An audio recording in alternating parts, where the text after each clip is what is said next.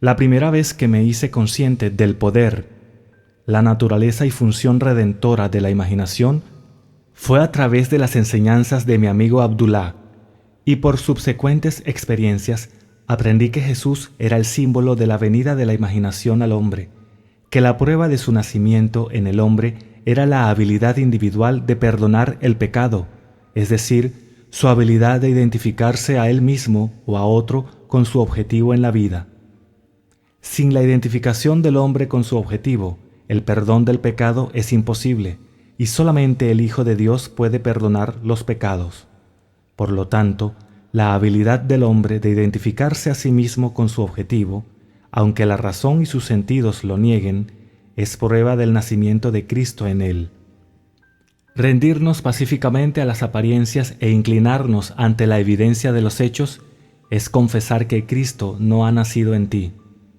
Aunque esta enseñanza me chocó y la rechacé en un principio, porque yo era un cristiano creyente y formal, y no sabía en ese entonces que el cristianismo no podía ser heredado por simple accidente de nacimiento, sino que debe ser conscientemente adoptado como una forma de vida. Más tarde, se apropió de mi entendimiento a través de visiones, revelaciones místicas y experiencias prácticas, y descubrí su interpretación en un sentido más profundo. Pero debo confesar que es un tiempo de prueba, cuando esas cosas que siempre dimos por ciertas son sacudidas. ¿Ves todos estos grandiosos edificios? No quedará piedra sobre piedra, todo será derribado. Marcos capítulo 13, versículo 2. No quedará ni una piedra de comprensión literal después de tomar el agua de comprensión psicológica. Todo lo que ha sido construido por la religión natural es lanzado a las llamas del fuego mental.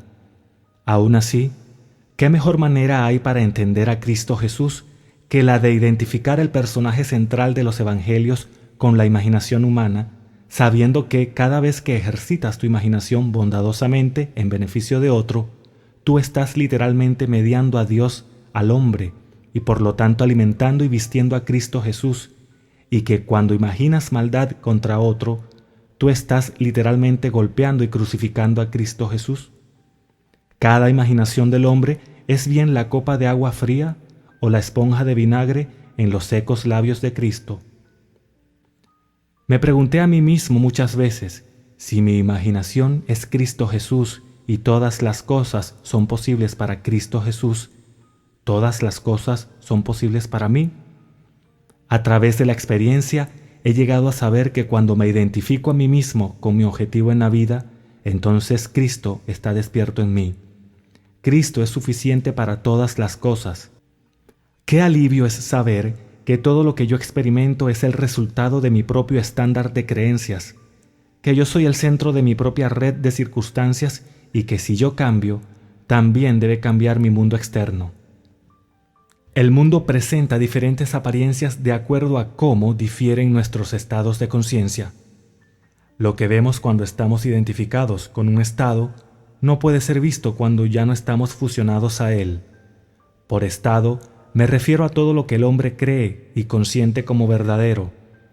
Ninguna idea presentada a la mente puede llevarse a cabo a sí misma a menos que la mente la acepte.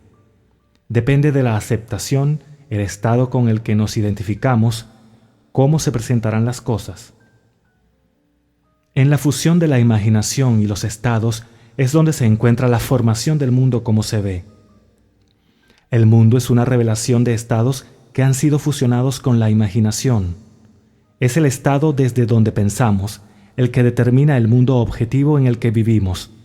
El hombre rico, el hombre pobre, el hombre bueno, el ladrón, son lo que son por virtud de los estados desde donde ven el mundo. En la distinción entre estos estados depende la distinción entre los mundos de estos hombres. Este mismo mundo individualmente es tan diferente. No son las acciones y el comportamiento del hombre bueno lo que debe ser igualado, sino su punto de vista.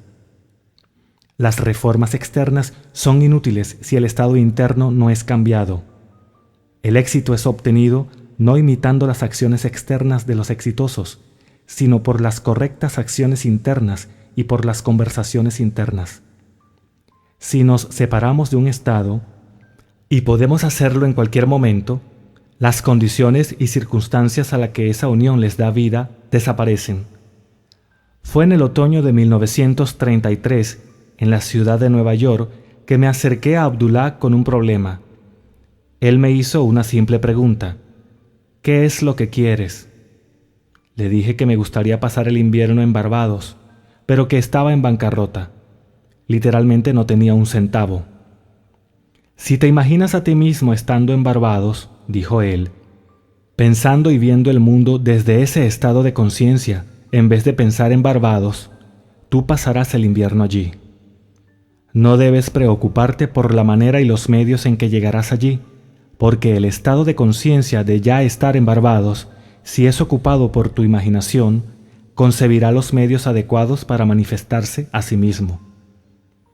El hombre vive comprometiéndose con estados invisibles, fusionando su imaginación con aquello que conoce como diferente a sí mismo, y en esta unión él experimenta el resultado de esa fusión. Nadie puede perder lo que tiene, salvo por la desconexión del estado donde las cosas experimentadas tienen su vida natural. Debes imaginarte a ti mismo dentro del estado del deseo cumplido, me dijo Abdullah, y quédate dormido viendo el mundo desde Barbados.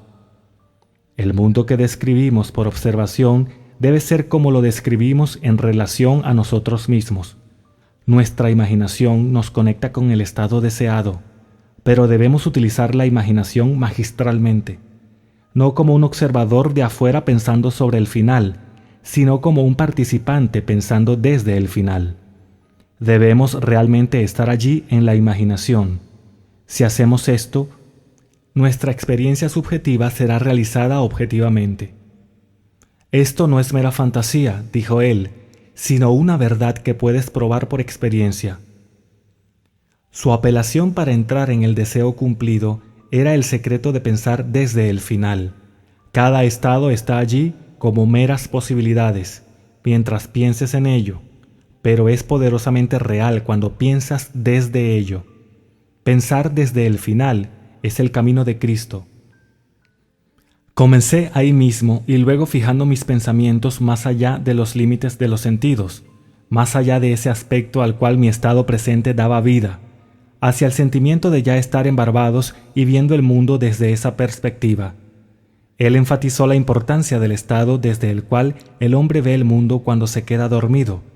Todos los profetas claman que la voz de Dios es mayormente oída por el hombre en sueños.